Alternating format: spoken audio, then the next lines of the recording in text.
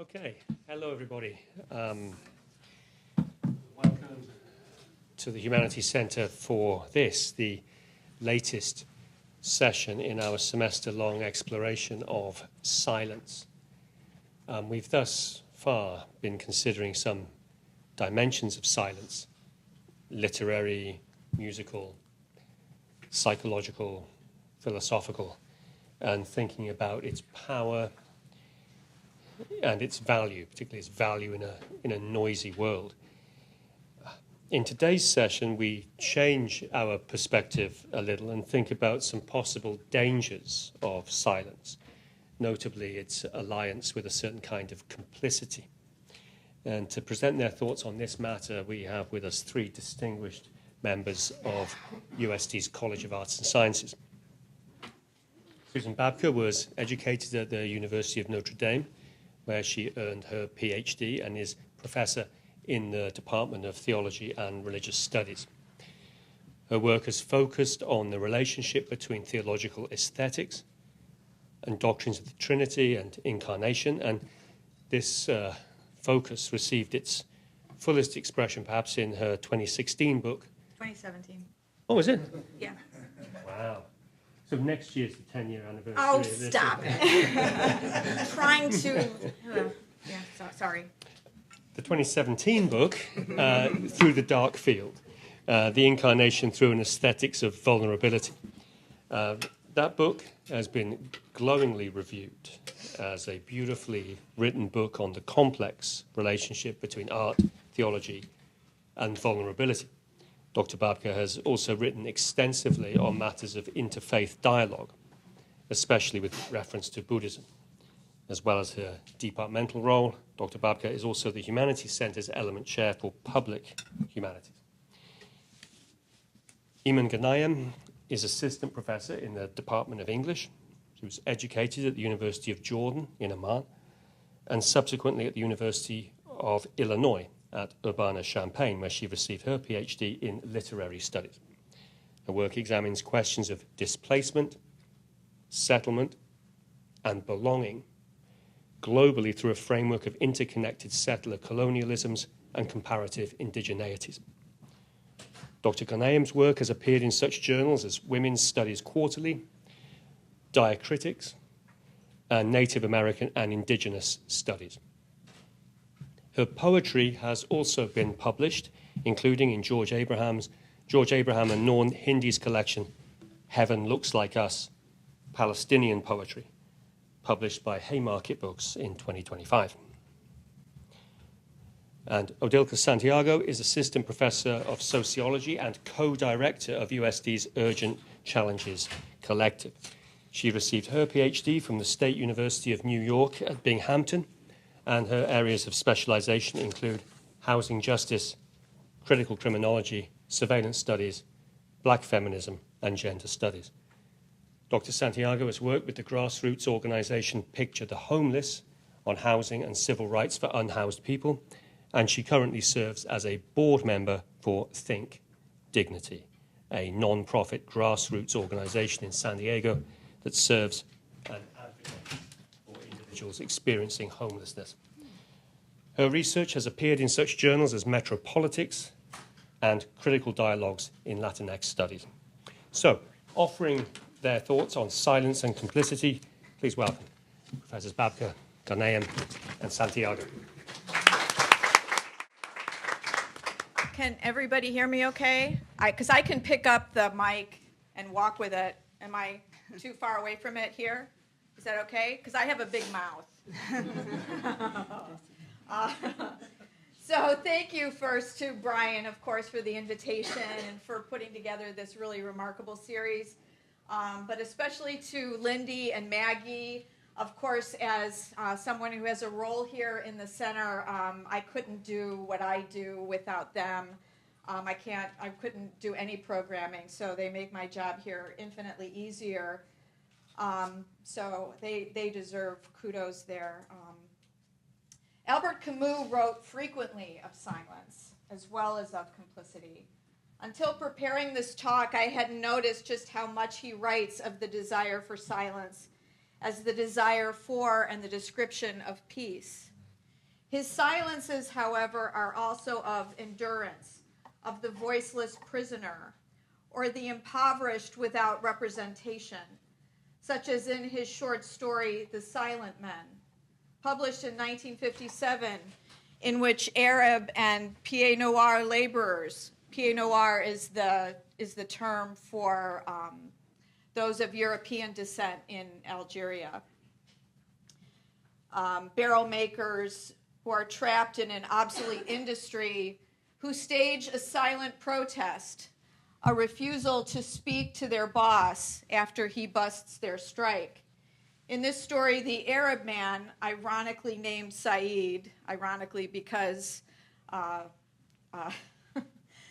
Saeed was the name of one of his worst critics, and Yavar, the Pied Noir, share food as well as their silent defiance.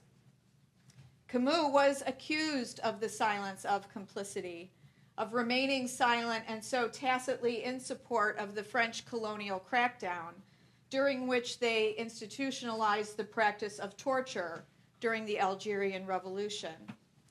I decided to investigate the matter for this presentation. So we will begin. We will begin where I first fell in love with Camus, or maybe it was with Jean Theroux in The Plague. Theroux's journals form the narrative structure of the novel, according to the narrator, who we discover at the end, of course, is Dr. Rieu.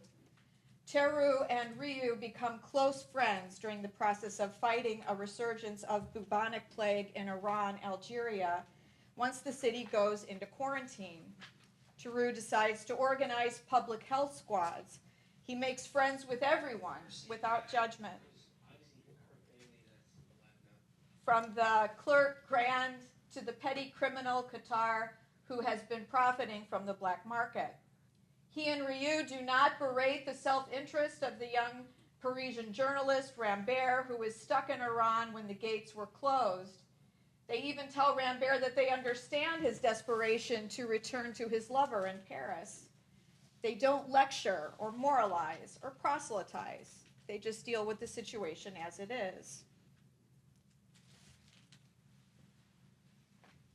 Shortly after witnessing the long, agonizing death of a young boy, Rieu and Theroux sit at the ocean's edge in silence. Theroux begins. Oh, I guess. Okay, it's going backward now. Sorry. I was already suffering from the plague before I ever saw this city and this epidemic. I am like everyone else, but there are people who don't know it or who thrive in that state, and people who know it and want to get out from under it. Me, I wanted to get out. Theroux tells of his youth, noting to Rieu, I wasn't poor like you because his father was a state prosecutor. A precise man, his father set to memory the Shea Master timetable, the reference book of French railway schedules. At 17, Theroux attends court to see his father during a trial. From that day, I have kept one single image, he says, that of the guilty man. I believe he was in fact guilty of what barely matters. I couldn't look away from him. He seemed like an owl spooked by an overly bright light. Something squeezed at my chest and took away everything but the attention I had for the accused. Theroux describes the words crawling forth from his father's mouth like snakes, calling for the death penalty. This head must roll. Then Theroux says he felt a staggering closeness to this unlucky man and was so disgusted that he left home soon after, stopped speaking to his father, and, quote, knew poverty after leaving comfort. He dedicates his life to ending the death penalty. He says, I didn't want to be infected with the plague. I believed that I was living in a society that rested on the death penalty and that by fighting it, I was fighting murder. Of course, I knew that we too, from time to time, gave out these sentences. But they told me that these few deaths were necessary to create a world where people no longer kill each other. This is true in a certain sense, and perhaps I'm not capable of coexisting with that kind of truth. I understood that for me, I hadn't stopped being plagued during all those years when I believed with all my soul that I was fighting against precisely the same plague. I learned that I had indirectly endorsed the death of thousands of men, that I had even provoked that death by finding good in the actions and principles that led to it. Yes, I had chosen this determined blindness, waiting for clarity to come. For a long time now, I've been ashamed, dying of shame, for having taken my turn as a murderer, even from afar, even from a place of goodwill. I realized that I still felt ashamed that we are all living with plague. All I know is that we must do what we can to stop being one of the plagued, and that this is the only way we may hope for peace. That is why I decided to refuse everything that from near or far, for good or bad reasons, kills or justifies those who kill. Everyone carries the plague inside them, because no one in the world is immune. It's very tiring to be one of the pestilent, but it's even more tiring to refuse to be one of them. This is why a few who want to stop being so experience an extreme fatigue from which only death will deliver them. Until then, I know I'm not worth anything in this world, and that from the moment I renounce killing, I condemn myself to a permanent exile. I can only say that there are scourges and victims on this earth, and that we must, as much as possible, refuse to be on the side of the scourge. That's why I've decided to put myself on the side of the victims at every opportunity to limit the damage I've done. Toward the end of the novel, when the serum is starting to work well enough that the city gates open to the outside world, Theroux falls ill with both the bubonic and pulmonary forms of the plague. He fights, quote, with all his solidity and all his silence. He has the morning remission from the fever, but tells Ryu to be frank with him because he cannot abide lies, and then suffers the fever's tormenting return and dies. Jean Theroux accuses himself of deliberate or voluntary, if it's closer to the French, blindness, because he understands himself to be a carrier of the plague, meaning one who has been complicit in the violence he sees all around him. He doesn't blame anyone specifically, even his father. He just can't tolerate the lie of his father's life anymore, but includes himself in blame, admitting that he also lives comfortably within those systems of violence. Even people who oppose injustice still benefit from it. This is something I live with every day. Theroux labors to dedicate himself to awareness of the plague and dies from it rather than enjoy its biological containment. He dies within that contradiction between loving life and accepting mortality. Theroux believes that he must, as Dostoevsky put it, make himself responsible for the sins of all people. For as soon as you sincerely make yourself responsible for everything and for all people, you will see at once that it is really so and that you are to blame for everyone and for all things. What is the plague here that Theroux believes we all suffer from? Is it the violence that exposes the moral crisis of European civilization and so of the colonial world? It could be also argued that more generally, the plague is the tendency of human beings to participate in that violence without acknowledging it, that deliberate blindness. This is, as Camus argues in The Rebel, the, quote, innocence of humanity that has hardened its heart against its own culpability. In The Crisis of Man, a speech he delivered at Columbia University, quote, the death or torture of a human being can be examined with indifference or friendly interest or experimentation or mere passivity.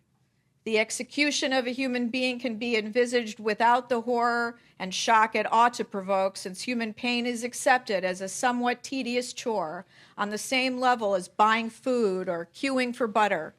It is too easy to blame Hitler alone and say that since the beast is dead, the poison has disappeared. For we well know that the poison has not disappeared. We all carry it in our very hearts. This can be felt in the way that nations, parties, and individuals look at each other with a residue of anger. A civilization, and a white civilization in particular, is as responsible for its perversions as its successes. Camus witnessed these perversions in his travels as a journalist throughout Algeria. Writing for the Alger Republicain in the 1930s, he had championed the cause of Sheikh el-Akbi, who was charged with participating in the assassination of the Mufti of Algiers, the city's religious leader. Camus knew that the French colonial government wished to vilify the sheikh with politically motivated charges, and so argued the weakness of the prosecutor's case. El-Akbi was acquitted. Camus' friend, the communist activist Amar Ouzgane, wrote that Camus' articles were, quote, a just anti-colonialist combat. In a series of articles, Misère de la Kabylie, he investigated the, quote, horrifying destitution of the Berbers of the Kabylie region of Algeria, naming the roots of their starvation and poverty in the callous apathy of Algeria's colonial leadership. These articles led to colonial authorities shutting down the newspaper in 1939. Camus was effectively banned from all other newspaper jobs until one was offered to him in Paris. Soon after, though, came the Nazi occupation, and he was unable to leave France. While there, he edited the newspaper Combat, instrumental in the French resistance. During the war, he continued to challenge French and even American colonialism, notably in what was Indochina. After the liberation of France, in 1945, he returned to Algeria to see his family for the first time in 3 years, eager to return to his journalistic concerns on behalf of the Algerian Muslims. For example, the colonial government had exiled Messali Hadj, leader of the Algerian People's Party, to Brazzaville in the French Equatorial Africa, and there were protests in the streets. May 8, 1945. Violence is now erupting. Protesters are killing Pied Noir. About 100 are killed. The colonial government is retaliating, though, with exponential cruelty. At least 15,000 Muslims, but likely more, were slaughtered at Sétif and Guelma. The Berber poet Kateb Yassin wrote, I was 16 and have never forgotten the shock of that merciless butchery which took thousands of Muslim lives. There at Sétif, the iron of nationalism entered my soul. It also affected Camus. Beginning shortly after these killings, 13 May 1945, Camus published a series of editorials in Combat, arguing that France has forgotten the suffering of the Algerians, speaking of continued famine and economic devastation. Philosophically, he compared the suffering of the Arab population to that of the French under Nazi occupation. The Algeria of 1945 is enduring the same economic and political crisis it has always endured, though never before to this degree. In this lovely country, now glorious with spring blossoms and sunshine, people suffering from hunger are demanding justice. We cannot remain indifferent to their suffering because we have experienced it ourselves.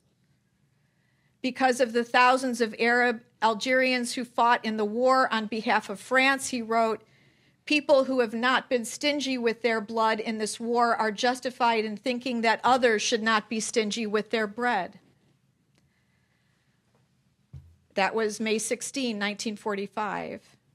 And then a few days later, our feverish and unbridled desire for power and expansion will never be excused unless we make up for them by unwavering attention to the pursuit of justice and the spirit of self-sacrifice. After the repressive actions we have just taken in North Africa, I am convinced that the era of Western imperialism is over. The material civilization that we bring with us can save itself only if it someday brings more complete liberation to everyone it subjugates. The editorials are consistently critical of French and European colonial failures and racism, with one editorial filed every few days for years. There are hundreds of pages of these editorials. For example, in 1947, if the Hitlerians had applied their shameful laws to Europe, the reason was that they believed their race to be superior. Hence, the law for Germans could not be the same as the law for enslaved peoples. If we French revolted against their terror, it was because we believed that all Europeans were equal in rights and dignity. But if Frenchmen can now hear of the methods used in some instances by other Frenchmen against Algerians and not react, it is because they are unconsciously certain that we are in some way superior. I do not propose to resolve the colonial problem here, nor do I mean to offer any excuses. My purpose is simply to call attention to signs of a racism that dishonors so many countries already and from which we need to protect our own. If it is inaccurate to say that the colonial problem is the most complex of all the problems we face, and if it is going to shape the history of the next 50 years, it is no less true to say that we will never be able to solve it if we allow the most pernicious of prejudices to influence our judgment. I am well aware of the deep differences of tradition that separate me from an African or a Muslim, but I also know what unites me to them, and that is something in each of us that I cannot despise without debasing myself. That is why it is necessary to say clearly that these signs of racism, whether glaring or covert, point up what is most abject and senseless in the human heart.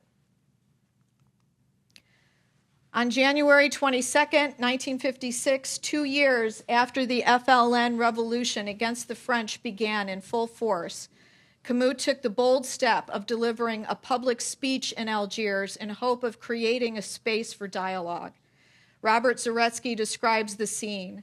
The crowd, thousands of Arabs and Berbers, pieds noirs, French gendarmes, flowed against the ramparts of the Place du Gouvernement, all calling for Camus' head. For over a year, he had built a case for a civilian truce in a series of editorials in the liberal French journal L'Express, in which the warring parties would have to meet and to see and hear each other. Quote, "This might give a meaning to the fighting and perhaps render it vain." He demanded both sides denounce civilian casualties, which were then in the tens of thousands. He called for dialogue, but despaired when both sides claimed absolute truth. They had lied about themselves, lied about their opponents. Camus called for moderation on both sides and noted that extremists were also terrorizing the moderate members of their own groups. He declared that it was his duty, quote, "to transmit a purely human appeal, to bring together Algerians, whether French or Arab, without obliging them to abandon any of their convictions. What do we propose? Simply to persuade the Arab movement and the French authorities without having to make contact or to commit themselves to anything else, to declare simultaneously that for the duration of the fighting, the civilian population will on every occasion be respected and protected. Why this measure? The first reason is one of simple humanity. Whatever the long-standing and deep-seated origins of the Algerian tragedy, one fact remains: no cause justifies the death of the innocent. The FLN were more open to the truce than the French and the pieds noirs, who shouted fascist and anti-Semitic slogans. Camus' longtime colleague, Ferhat Abbas, a moderate nationalist, joined him at the podium, as did Sheikh El-Akbi, who was by now very frail. Of course, the proposal went nowhere, and Abbas joined the FLN soon after. He would later become independent Algeria's first president, but resigned in 1963, just a year after independence, when the FLN declared Algeria a one-party state. Camus resigned from L'Express and journalistic activity, deciding to be silent on Algerian political matters, but maintained his activism.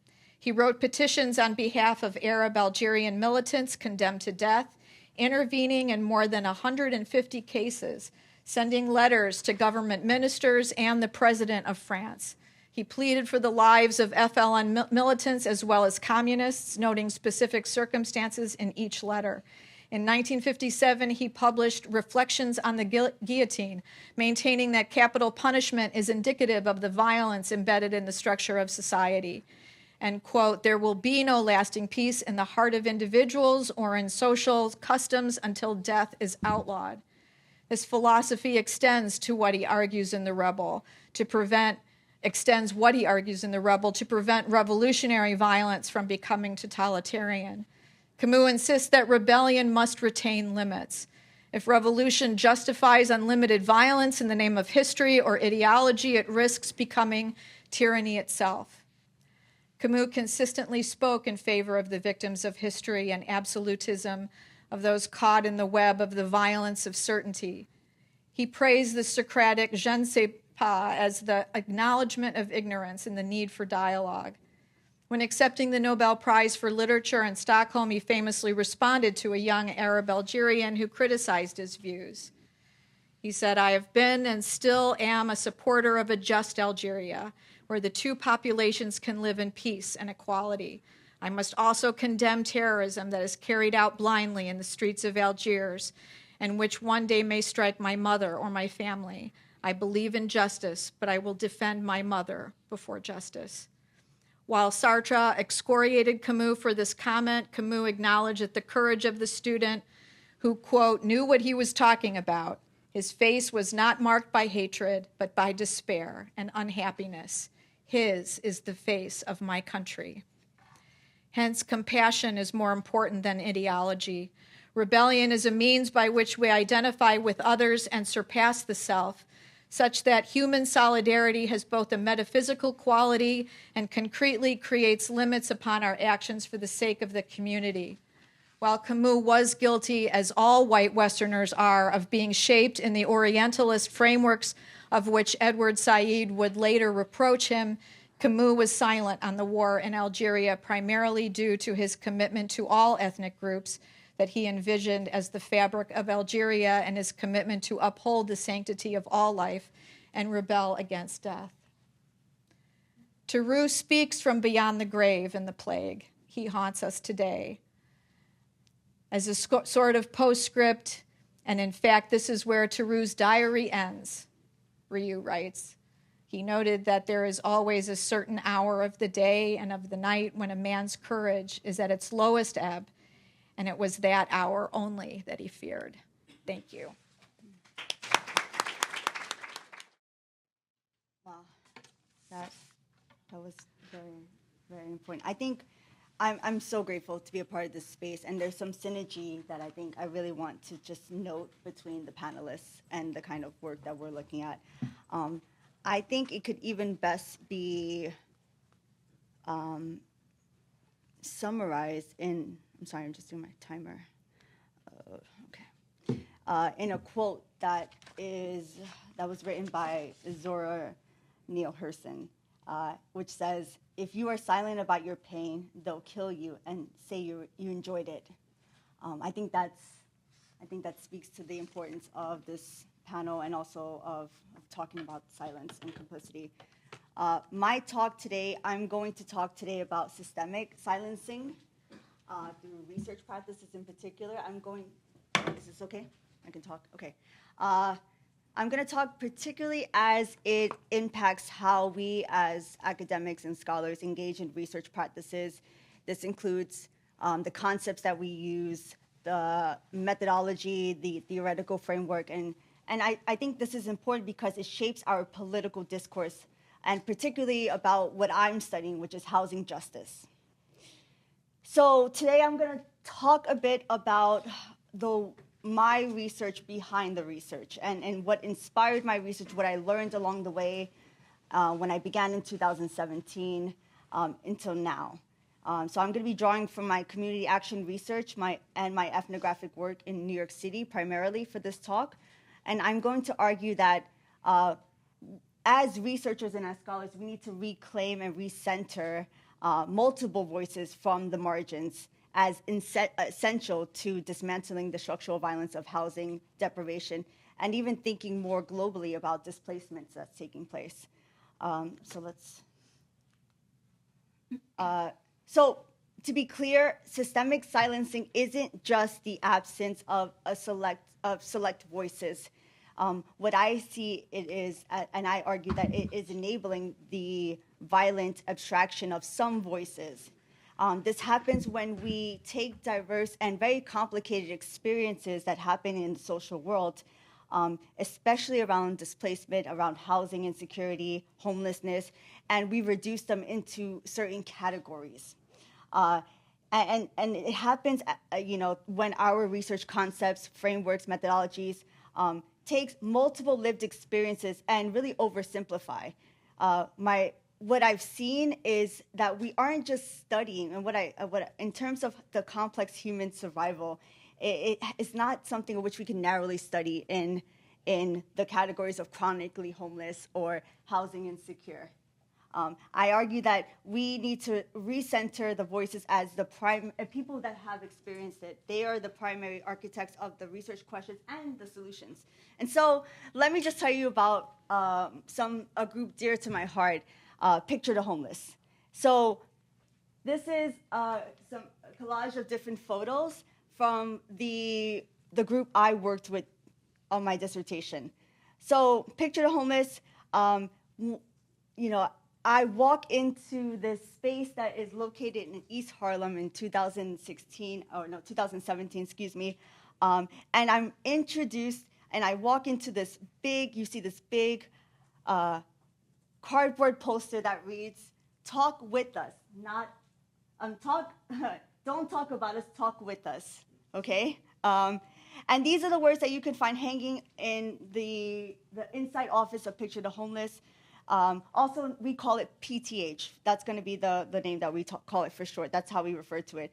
This is a local grassroots organization that was established in 1999, first located in the South Bronx and later in East Harlem. Created and operated by folks who had experienced homelessness, PTH advocated for housing justice and civil rights for people experiencing homelessness throughout New York. Comprised of mixed folks, some people that were currently unhoused, maybe living in shelters, those that were formerly homeless that had gotten housing, community members. They had coalition with other groups that worked on issues around police violence. They worked also with local politicians, academics, researchers, undergrads, and even high school students that just wanted to do something in the community, okay? So these are a mixed group of people that would come together every week to brainstorm on issues that are impacting their community. And it was, we would start with community rules and engagements. There were, we would collectively talk about what issues do we want to organize around. We invited local politicians to also talk and see if we could actually create a synergy where we would support. So in order to do that, in order to do any kind of campaign and outreach work, you need to have research, okay? So members would weekly brainstorm on what issues and campaigns to mobilize around, what kind of data, research, and outreach would be needed to inform policymakers. Together, we would brainstorm and do outreach at, on the streets, inside local soup kitchens every week. We would go outside of shelters, outside resource centers, and PTH did not only do advocacy, because advocacy is really important, but we also, as a unit, they also would address basic needs. It's really something that a lot of people who do organizing need to understand, that you can't do advocacy if your basic needs are not met. How can I go and rally for civil rights if, I'm worried about where I'm getting my next meal, or how I'm gonna, if I don't have my ID, something really basic like that. So they provided a kitchen, they provided multiple bathrooms, a computer lab, and they had people and staff there that worked that would also provide basic resources. Now, they were not a shelter, okay? But what it was a space that had multiple resources, basic needs resources, and resources that could provide advocacy and also research experience, okay? So in this space, I found the comfort and confidence in my voice as a scholar, ironically, not in academia, not in my graduate courses, I'll tell you that. It was because at PTH, there were roundtable discussions And multiple people were able to speak on different issues. We didn't have to worry about being necessarily politically correct. But it was really important because this group of people, they talked about policy as it was impacting them in the everyday, which was incredibly refreshing. So that was me as a graduate student struggling, okay? Just if you get a sense of where we were.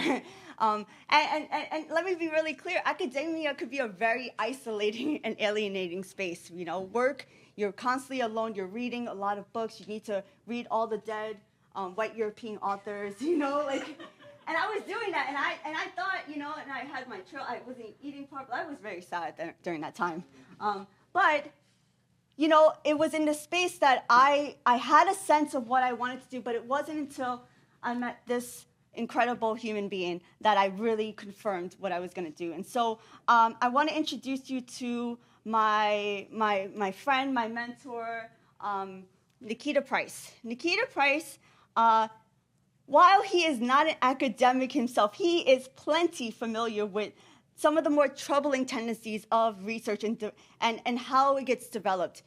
So just something about Nikita. He's actually named after Nikita Khrushchev. Yeah, so that was fun. From upstate New York, he moved to New York City with his daughter, and he had a place that he was guaranteed to live.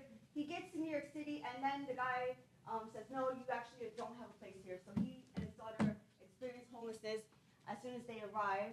And because of that experience, he has such insight into how navigating the shelter system in New York City, which New York City is one of the 3 places that has the right to shelter mandate, meaning that if you need a shelter, they're going to put you up. The city will fund your stay somewhere. It could be even in a hotel. There are an enormous amount of wait lists in San Diego for shelters. It's really a huge problem. You have families that have maybe the average, I think in California, a wait list of 137 days for children too. I mean, we have a huge crisis of homelessness.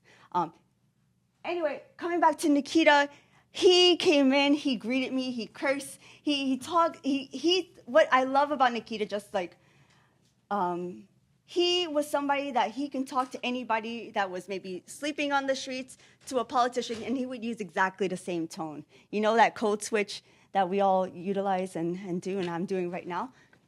He did not. And it's incredibly inspiring, of which I'm still trying to learn from this. But let me tell you about Nikita. He himself was a civil rights leader. He experienced homelessness. He got help. He is housed. He has children. And then he became a staff member, a civil rights leader at Picture the Homeless. Worked there. He would help to organize campaign. And what I really need to talk about with Nikita is that he taught me how to speak to people who are experiencing homelessness on their own terms. Okay?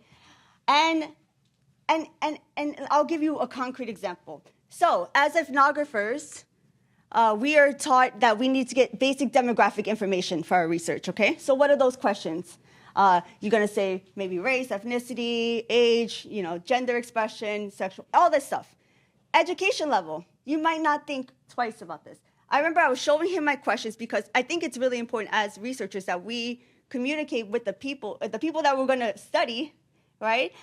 Should have a say in how we are studying them, right? So I took my questions, I gave it to him. He was like, come on, let's show me your research. And I was very timid. Again, I was that person. Very timid and nervous. And I said, here, show. And then he said, this is great, but let me tell you about this question about education. Do not ask somebody who is, experiencing homelessness and housing insecurity about their education system. And I was like, well, why? It seems like a basic question. Well, he said, and I would ask him, what is your highest completed education level? He said, instead of asking that, instead of focusing on what homeless people lack, their deficit, we need to really think of and maybe rephrase it to what are the skills and work experiences that they have. Meaning, we're actually trying to think about what can they contribute. And this was it's small, but it's very significant because it changes the relationship to what is deficient and what people lack to what they have, especially given that every day people are being questioned, they're giving information to multiple shelters, multiple landlords, welfare services about what they don't have. And so me as a researcher, if I really want to get information, that is new and different and from really the perspective of the people experiencing it, I need to rethink how I'm phrasing and the concepts I'm using. Okay, so that was one really important question. Nikita, he told me, he transformed these questions. He said, let's emphasize this in terms of humanity, right? And really emphasizing that people who are homeless have multiple skills. The hustle is real. You cannot survive, okay, without knowing a lot, okay? So bring the terminologies onto them. So it really was a really important moment that shaped me as a researcher in how I thought about social theory, how I thought about how policies get developed based on the research questions that we're asking and the data that we're collecting. Because I went to grad school like most people, like, I'm going to get a PhD so I could change policy and change the world. But this was a moment that Nikita he gave so much wisdom and with such love and compassion. And I got there. When I got there, I'm gonna just tell you, they schooled me. They looked at me, with a book bag, and they were like, "Who's this college kid that wants to talk to unhoused people?" And they say homeless people. That's the terminology that they use, okay? Because you could say people experiencing homelessness. It is politically correct, but it is a mouthful, okay?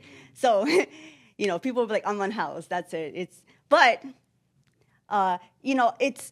what you learn in research is that, one, it's very messy. It's not clean conceptually. It's changing constantly. And two, to be really reflexive in the moment to the people that you're connecting with, okay? And really, it's humbling in ways that I cannot emphasize enough. And so, Nikita, I actually took this picture. We were in Minnesota at a conference, and he was like, "Take this picture of me." He smiles a lot, but he was like, so it's one of my favorite pictures. It was a fun conference. And just, he died during COVID.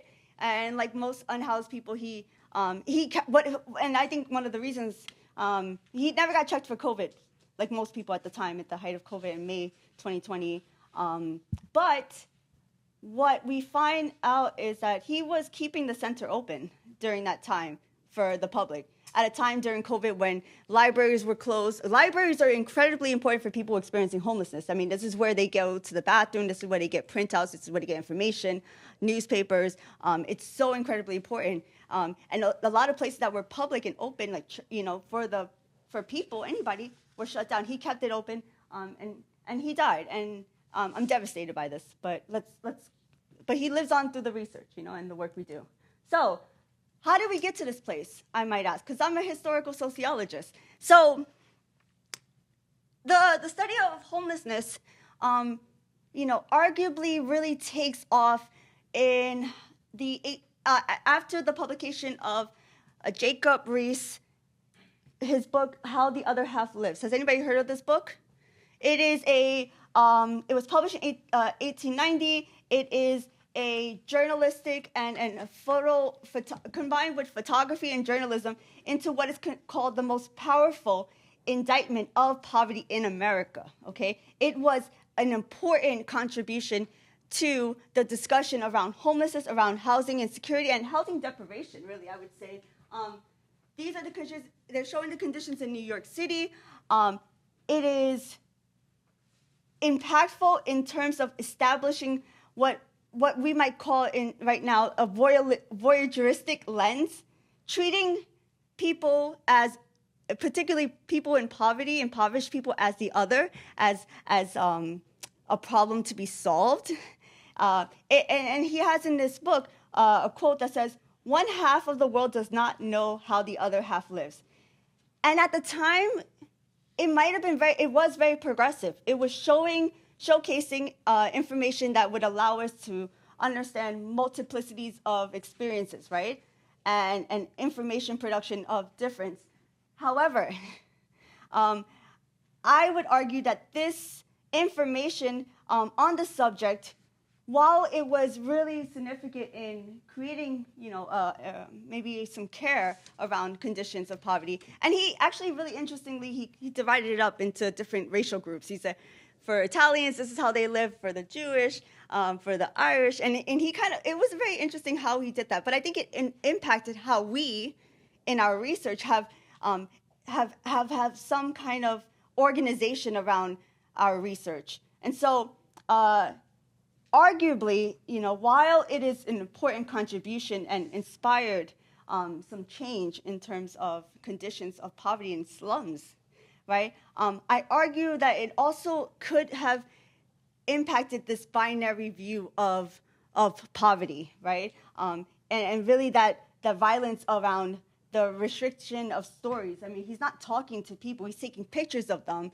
as you would with architecture. I mean, we see this also with the use of tour guides going to impoverished areas, what we might call poverty pornography, right?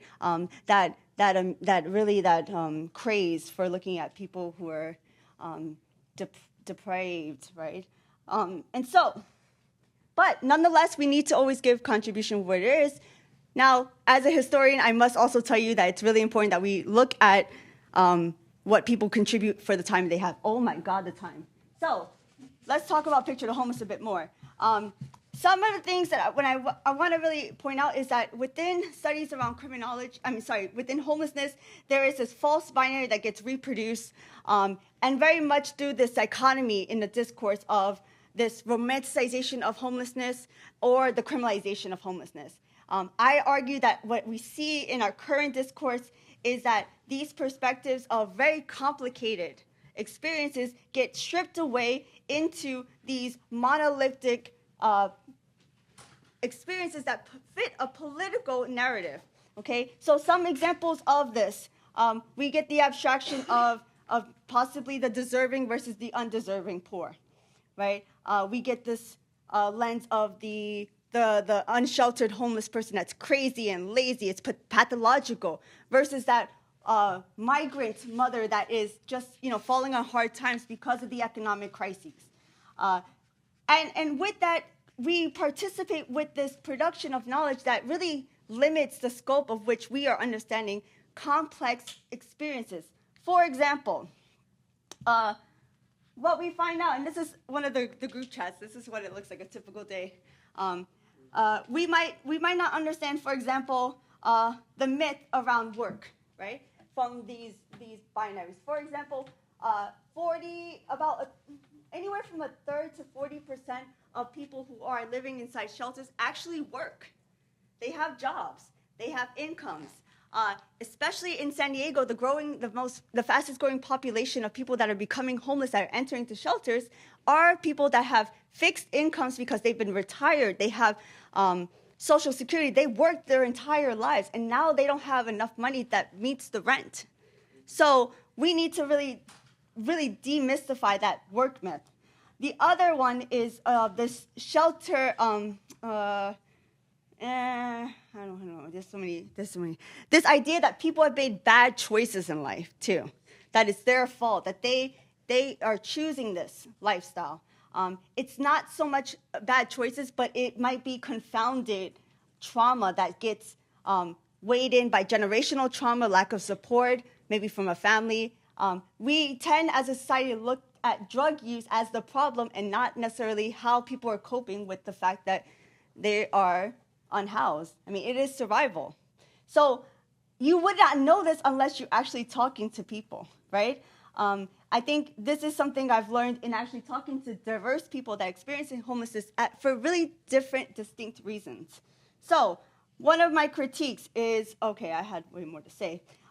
When we move from focusing on on issues of homelessness from theory and history and academia to actually talking to people, we are able to mitigate and really interfere with this systemic violencing of silencing certain voices and only focusing on those that are maybe palatable and seen as acceptable, maybe that are the victim, some people being deserving. In addition, I argue it's also a tool of complicity. We reduce a person to the demographic. And so we got to be careful as researchers that we're not reducing people to data, to to charts that we can use. Also, I argue that the current discourse and data on homelessness can be utilized to erase and really diminish the trauma that people feel, why people do not go inside shelters. That's my research. I asked the question, I said, what happens inside, how do you navigate the shelter? And really, depending on the person's prior experience, they will have, and also how they are treated, their body politic, they are going to have a very distinct experience. And I don't think it's fair to just say, well, why is this person not going to the shelter? You know, they're choosing to live out there. For some people, it's not a choice. They do not feel comfortable. They are claustrophobic. They've experienced a hate crime inside the shelter. They had their stuff stolen. I knew one person that he picked up a ring. And he's like, now I wear it all the time because I cannot be in crowds and I don't like anybody to talk to me. And he thinks that's going to stop him. But actually, yeah, it didn't because he's quite handsome, you know, little silver fox there. Also, the research trap. This is one, I'm going to almost stop. So as researchers, we need to really think about data. And I think of this really important quote by Foucault, how we think about objects of study. We treat people as objects, and it's way more complicated than that. I mean, with objects, and there's a great quote from his book, Discipline and Punish, he is seen, he does not see. He's an object of information, never a subject in communication. We need to change that. We need to be in communication with people who are at the forefront. And what I loved about Picture the Homeless is not that they were not necessarily just people experiencing individually and internalizing that it's their fault and having the shame. They actually said, hey, you have this experience, wow, this is messed up. So it's not really that I'm doing something wrong, it's something that collectively it is institutional. It is something of which we are experiencing institutional state violence, so what do we do about that? And then we had those conversations, and granted, it's loud. Let me tell you, you come in sometimes and everybody's like, shut up! And I love it because it's like my household, you know, my mom and everything.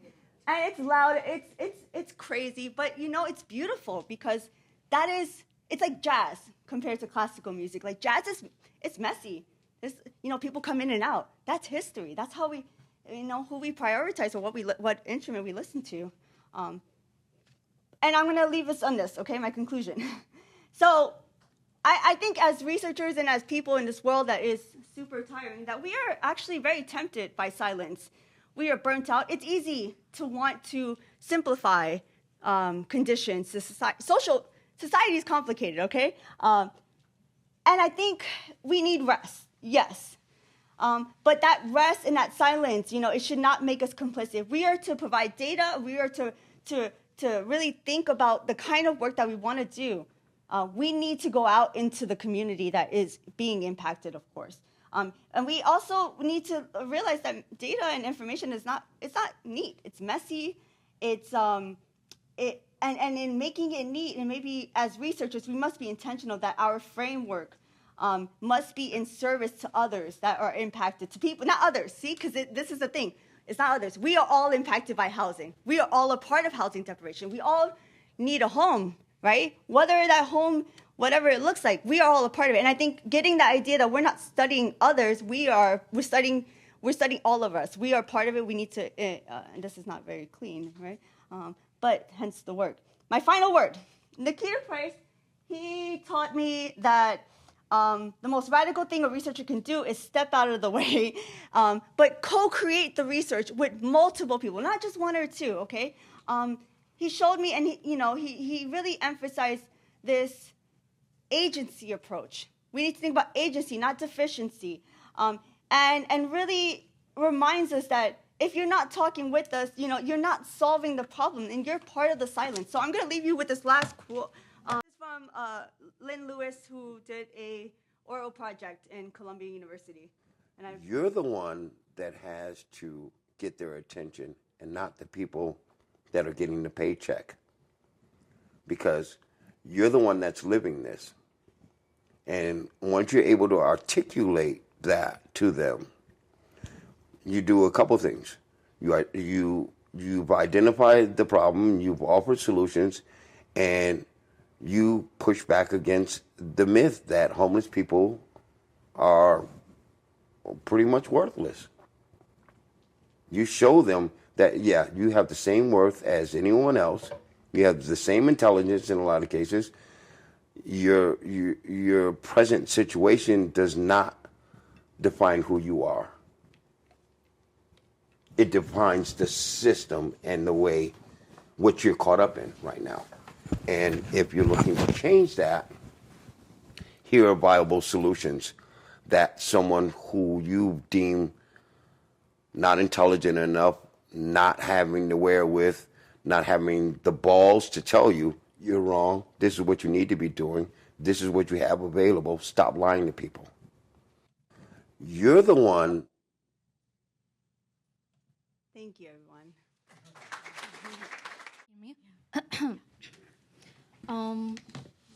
I'm so honored to be invited to be part of this panel and to be with my two colleagues and friends. My presentation is going to be a little bit more introverted, and I don't have any slides except this image that I will refer to at some point. So it doesn't come just yet. I just wanted to make things easy for me.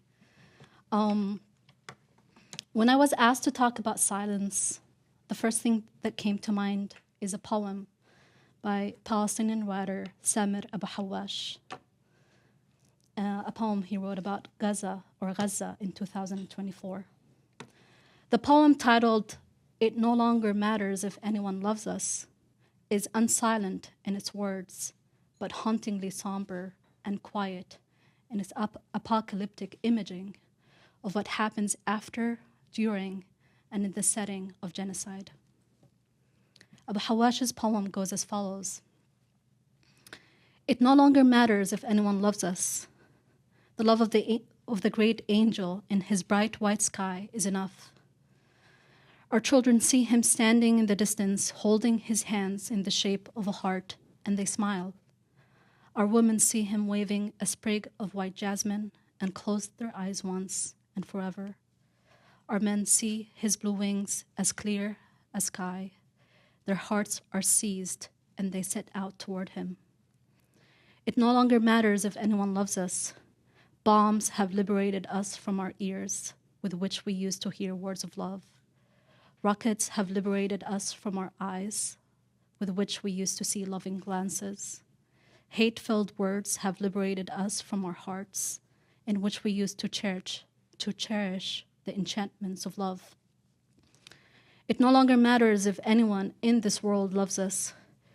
It seems to have been an unreciprocated love anyway, say our elders, now exhausted by the idea of land. Our poet stands on the distant horizon and proclaims, "Save us from your cruel love." He then whispers, apologizing for an earlier childish optimism. On this earth, nothing deserves life.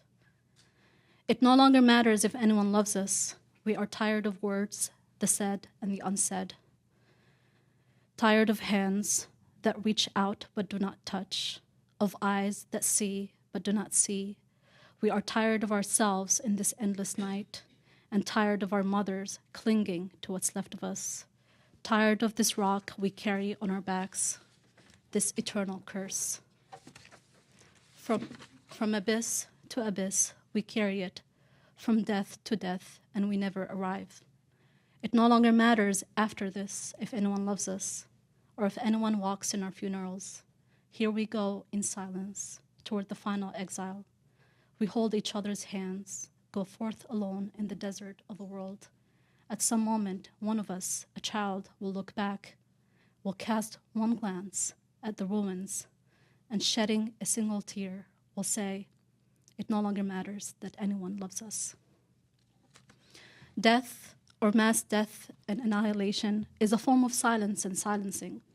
But in the context of Palestine, and more broadly, in relation to imperialist, colonialist violence and repression, censorship, and the harms that can end a people's life, whether genocidally or slowly, in this context, silence is systemized, desperate, and oftentimes a choice and a complicity.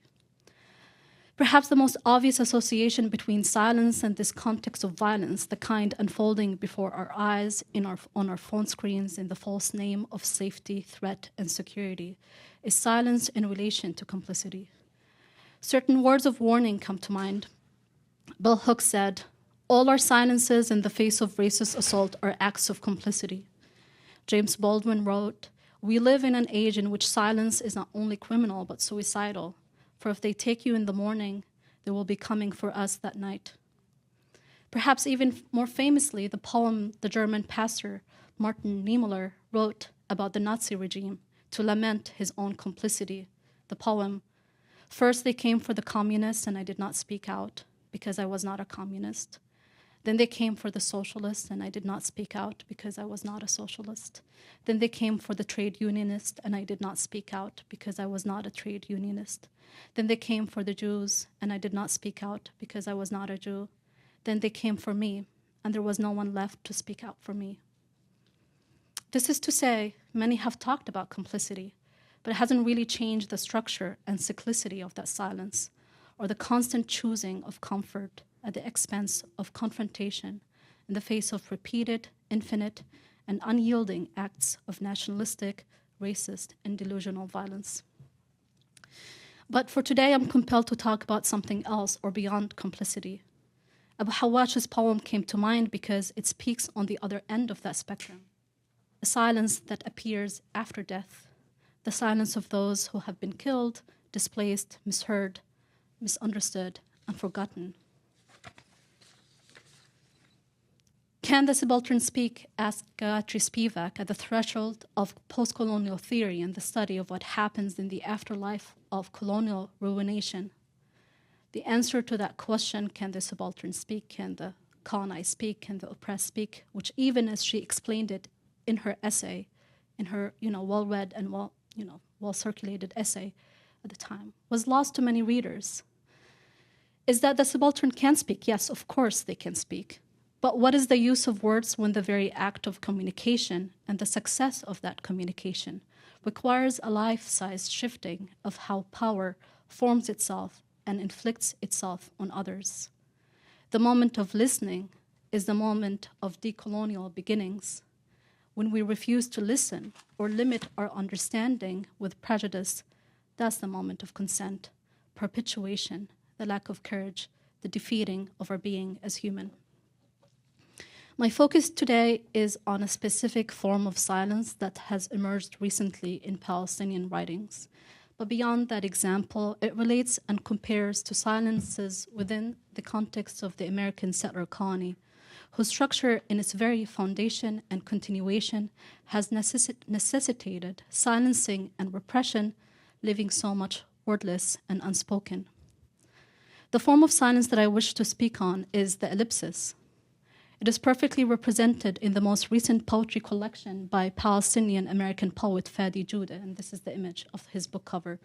Has nothing on it except his name in Arabic and in English, and an ellipsis. The ... in his title is also the title of many of his poems in the book. I would say 80% of the poems are titled with ellipsis. Me being someone who's resorting to silence herself these days, largely to burn out the excruciating bubbleness of American life in the face of havoc wreaked upon my home place and region. And because, like my peers, I have spoken too much, too often, the silence feels less lonely than speech. I'm interested in reading, some of his poems today, rather than posturing on other aspects of silence.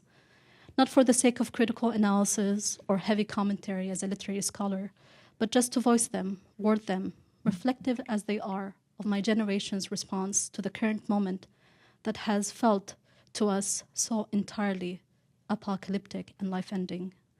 It is a Palestinian literary practice to quote-unquote bear witness as a form of reading. Palestinian feminist scholar Sarah Ahmoud spoke of this method of bearing witness as a form of solidarity-oriented comprehension in her reading of text messages she received from a friend in Gaza, as she reported the death of family as she reported the death of family members, expulsions, and the destruction all around, was telling Sarah to listen, to witness, to respond and say that I hear you, even when words feel deeply futile.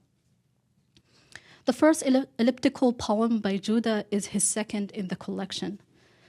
It is worth mentioning before sharing it that Fadi Joudah, he grew up in the U.S. His family actually left Gaza in the early 2000s, maybe the 90s, and left to Algeria. Then they sought asylum in the U.S. So he grew up here. He went to school here. He's trained as a physician, worked for Doctors Without Borders for a while. He has actually a nice poetry collection called Text2, where he combines haiku with texting, because while he was a doctor, he would just write poems on his phone. But this is his last, poetry book, and it is kind of worth mentioning in the context of him being from Gaza is that more than 100 relatives from his extended family have died since October 2023. Ellipsis. Do you wake up to the killing of your people? Not do you. Ellipsis. Daily you wake up to the killing of your people, their tongue accented in your mother's milk. Daily you wake up to the killing of my people. Do you? Censored, the news, shadow banned, McCarthy'd. I wake up to what I go to bed with, without dreams. Nightmares are my days in 2 weeks, in 2 months. Will you stand with me next year or the next? I will be then as my people now, wondering the carnage you authorized or protested. I am removing me from the we of you. Sick leave, unpaid, administrative, long hiatus. I have watched vultures before. There are committees over carcasses they did not kill. Daily, the vultures are mute. Daily, my father waits for the rip in his soul to widen, the last of his siblings alive. He dreads mourning a niece, a nephew, their kids or grandkids. Daily, I remain where they remain. My mother's 2 oldest sisters used to set aside pocket money for her schooling during previous wars and the right to exist.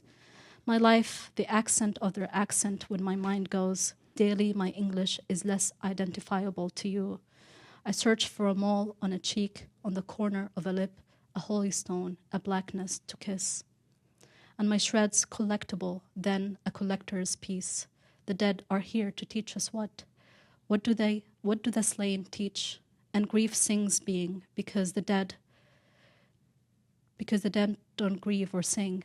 Not without the living, they don't. Daily, this pre-ancestral memory impossible to walk away from, to stay with. It keeps saying that all our names are false. Daily, your nuance, your attention to detail, drop by drop, another round of sedatives, sedative, the capital, body, the sweatshop. He announces in another elliptical poem, Ellipsis, they love you more when you're dead. You're more alive to them, dead. From time to time, language dies. It is dying now. Who is alive to speak it? And in a third, he writes, shifting between the we and you, Ellipsis. We require you to restore your mind to your heart, its earliest version, before the world touched it. After the massacre, who will emerge innocent? In some cases, his ellipses are prophetic, and in these moments he invokes prophets, truth-tellers, and a future that is already unfolding. In others, his ellipses, or his ellipsis, is a malady, a water that quote-unquote smells, a girl rescued from the rubble to the sounds of an ovation from her rescuers, only to realize that her entire family is dead. Judah was featured in a lot of American news outlets, and he has spoken to them about Gaza and his family's loss. In his poetic choice of words and his demeanor on the screen, he oscillated between telling stories and not saying much or what they wanted him to say. In most of these cases, you can see in his face a repression of feelings, also poetic in its choice. In his elliptical poems, in the privacy of his writer's space, with an imaginary audience standing before him, his emotion is released. Ellipsis. Why don't you denounce what you ask me to denounce? We can do it together on the count of 3. Or you should go first, on account of your obsession with my going first. Your grand inquisitor role isn't for doves. Your better angel is calling you to let go of holding on and to hold on to letting go. Your misguided vengeance, your unquailed pain. Why on my body? What about the body you can't beat up? Why anybody, including you? Listen, what you can't smell is the taste of all things that came to pass, which are all things. Listen, ears are erogenous. I will lick your ears against revenge. Ellipsis, like silence, is a meaningful choice. When those on solidarity with Palestine speak about it, they often say, we need to be a voice for the voiceless, or we need to speak on their behalf. I've always been confused by these phrases. The issue was never voicelessness, speechlessness, or a lack of narratives, storytelling, and poems. Ellipsis says, you already know what I'm about to say. You can fill that space. You know the story. You know the drill. You know I have already mentioned it before. Ellipsis also says, there is too much to say here. It says, let us drift together in these words. The last poem by Judah the last poem that I just read, ends with an intimate act, the licking of somebody else's ear, an erogenous act, he explains. Love in Abu Hawash's It No Longer Matters If Anyone Loves Us, intimacy against revenge in Judah, or in context of massacres and genocides, they seem anomalous, asynchronous, moments of extraordinary release. If you don't love us, the angel of death loves us. If you refuse to hear my words, I will coax your ear to listen. Even as love is ruined and all acts of hope feel entirely hopeless, and violence can be so severe, so visceral, so bodily and wounding, there is a persistence here, an emotion that ellipsis safeguards and compels us to feel. It says in its ... will you die with us too? Will you be a lover and a friend? Thank you.